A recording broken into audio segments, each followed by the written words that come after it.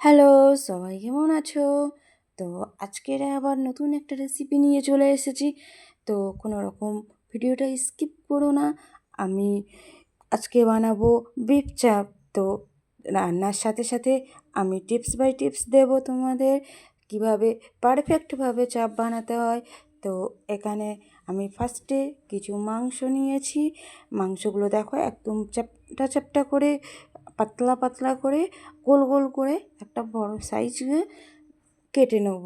তো এখানে আমি একটা পরিষ্কার পলিথিন নিয়েছি, নিয়ে এই মাংসগুলো একটু থেঁতে নেব। কোনো হামানদিস্তা বা কোনো নোড়া যে কোনো জিনিস দিয়ে এটা থেতিয়ে নেব, এই কারণে কারণ মাংসটা যখন আমরা কুক করব, মাংসটা গুঁড়িয়ে এক জায়গায় না হয়ে যায়। মাংসের সাইজটা পারফেক্ট থাকার জন্য এটা একটু থেতিয়ে নেওয়া প্রয়োজন অতি অবশ্যই। তো এই দেখো হামানদিস্তা দিয়ে আমি করব। তো এর মানে মাঝখানটা দিয়ে কখনো থাকবে না, সাইডটা দিয়েই থাকবে, এতে সুবিধা হয়, তাড়াতাড়িও হয়ে যায়। এইভাবেই ঠুকতে থাকবে। তোমরা দেখো আমি কীরকমভাবে করছি। তো এরকমভাবে প্রত্যেকটা মাংস আমি টুকরো থেতে নেবো। এবার এই দেখো এরকমভাবে খুব বেশি তেতবে না, তেলতে কি হয় না যে মাংসটা পুরোপুরি ছেড়ে যাবে, তখন কুক করার সময় অসুবিধা হবে। তো এইভাবে করে নিলাম। সঙ্গে আমি কিছুটা রেয়াজ মাংস নিয়েছি, এতে মাংসের টেস্টটাও অনেক বেশি হয়। তো এবারে এটা আমি চাপা দিয়ে রেখে দিচ্ছি। আমি চাপের জন্য মশলাটা তৈরি করছি। তো এখানে আমার 1 কেজি মাংস, সেই অনুযায়ী আমি মশলাটা বলবো। তো তোমরা তোমাদের মাংসের পরিমাণটা সেইভাবে বুঝে মশলাটা করবে। তো এখানে আমি বড় বড় সাইজের 2টো পেঁয়াজ কুচে নিয়েছি, আর এখানে 4টে আমি কাঁচা লঙ্কা দিয়েছি। সাথে দিচ্ছি 2 চামচ মতো পোস্ত। এটা 2 চামচ দিচ্ছি 1 কেজি মাংসে।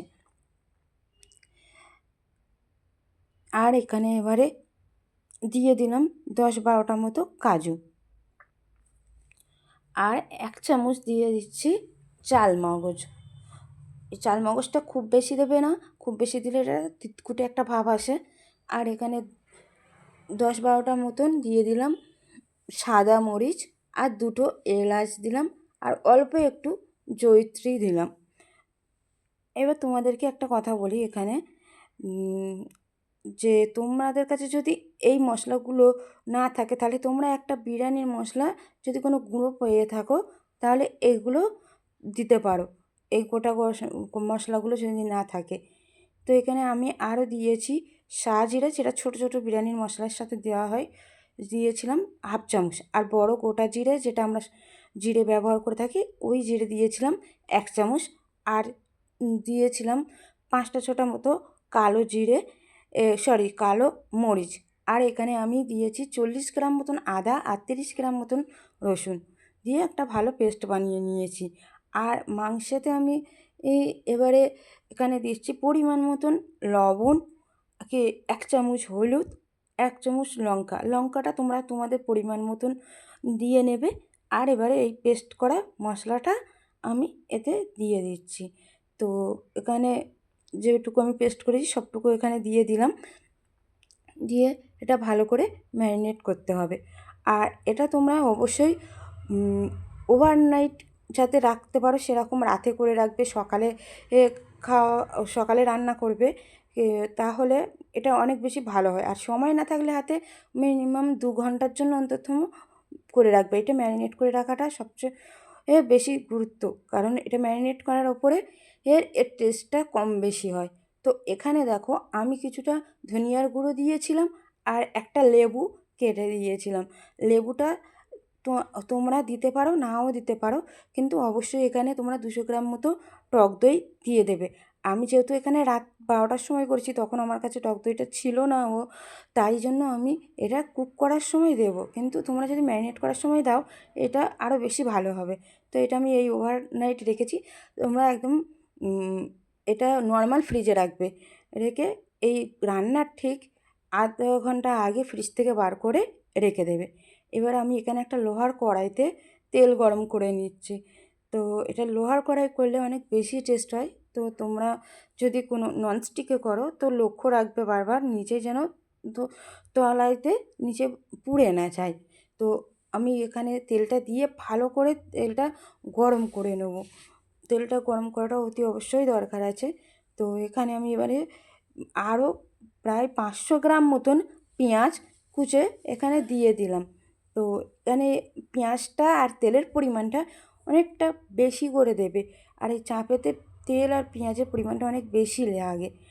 তো এখানে এই পেঁয়াজটা আমি খুব ভালো করে বেরেস্তা যেরকম পুরো কালার আসে সেই রকমভাবেই করবো, কারণ এর কালারটা যদি ভালো হয় তাহলে তোমার মাংসের কালারটাও খুব সুন্দর হবে।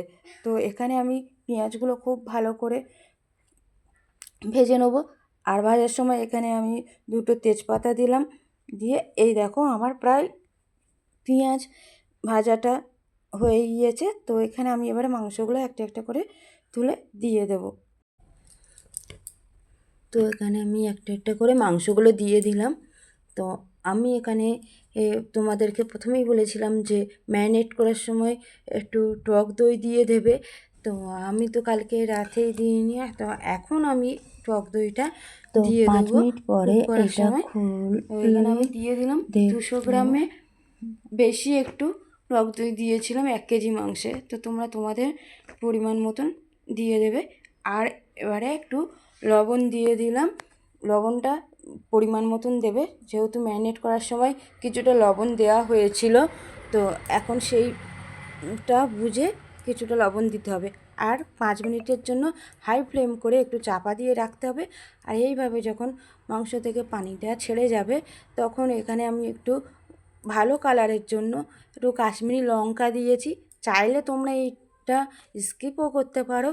তো এবারে তোমরা বারবার এটা 5 মিনিট পর পর নাড়তে থাকবে, আর গ্যাসের ফ্লেমটা 5 মিনিট পর থেকে লো করে দেবে, যাতে নিচে তলায় ধরে না যায়। আর তোমরা খুব বেশি এদিক ওদিক করে নাড়বে না, তলা দিয়ে জাস্ট একটু নেড়ে দেবে যাতে মাংসটা তলা বসে না যায়। তো এইভাবে 5 মিনিট পর পর কষতে থাকবে, আর 5 মিনিট পর পর চেক করে দেখবে কোনোভাবে নিচেই তলা ধরে না যায়। আমার মাংসটা প্রায় এখানে কষা হয়ে গিয়েছে। এখানে আমি অল্প পরিমাণে একটু পানি দিয়ে দিলাম, আর এখানে দিয়ে দেবো সুন্দর একটা ঘ্রাণের জন্য অল্প একটুখানি গোলাপ পানি দিলাম, আর একটু দিয়ে দিলাম মিঠে আতর, এটা সুন্দর একটা ঘ্রাণ আসবে। আর ওপর থেকে একটু দিয়ে দিলাম গরম মশলার গুঁড়ো। আমার মাংসটা প্রায় রেডি হয়ে গিয়েছে। এখানে আমি যেই টিপসগুলো তোমাদেরকে দিলাম তোমরা এইভাবেই ফলো করবে, আর আমি মশলার পরিমাণটা যেইভাবে বলে দিলাম এইভাবেই করবে। দেখবে মাংসগুলো একদম পারফেক্টভাবে সিদ্ধ হয়েছে, আর খুব কম সময়ের মধ্যে সিদ্ধ হয়ে গিয়েছে। একদম টেস্টটাও অনেক সুন্দর হয়, অনেক পারফেক্ট হয়। এইভাবে বানিয়ে দেখবে, খুব ভালো লাগবে। আর যদি তোমরা বানাও আমাকে কমেন্টে জানাবে। আমার ভিডিওটা ভালো লাগলে লাইক আর চ্যানেলটা সাবস্ক্রাইব করে দেবে। তো এখানে দেখো আমি মাংসগুলো একটা অন্য জায়গায় সার্ভ করেছি।